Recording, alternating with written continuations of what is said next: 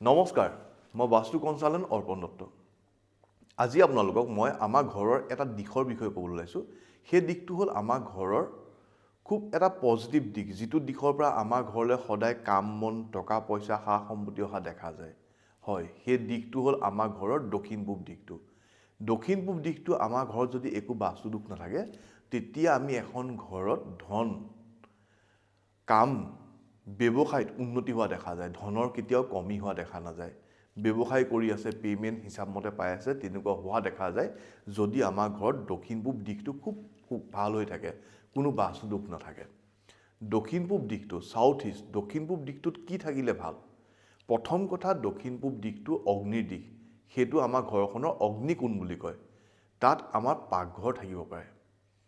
তাত যদি পাকঘৰ থাকে, আমাৰ গোটেই ঘৰখন কাৰণে ভাল হয়, ফাইনেন্সিয়েল পজিশ্যন ভাল হয়, ব্যৱসায়ত উন্নতি হয় আৰু সা সম্পত্তিত আমাৰ ঘৰখন আগবাঢ়ি যোৱাত সুবিধা হয়। কিন্তু তাত কি থাকিলে আমাৰ প্ৰব্লেম দিয়া দেখা যায়?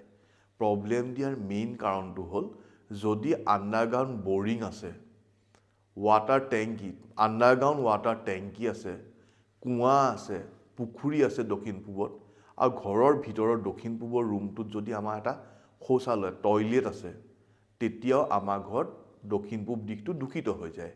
দক্ষিণ পূব দিশটো দূষিত হোৱাৰ লগে লগে আমাৰ ঘৰত পইচা পাতি টনাটনি হয়, লগতে আমাৰ ফাইনেন্সিয়েল লছ হয়, আৰু কেতিয়াবা সৰু সুৰা আৰু ডাঙৰ এক্সিডেণ্ট, দুৰ্ঘটনাও হোৱা দেখা যায়। সেইকাৰণে আপোনালোকৰ ঘৰত যদি দক্ষিণ পূবৰ ফালে পুখুৰী আছে, আণ্ডাৰগ্ৰাউণ্ড বৰিং আছে, আপোনালোকে চিম্পলি সেই বৰিং বা পুখুৰী বন্ধ কৰি উত্তৰ পূব দিশলৈ লৈ আহিব।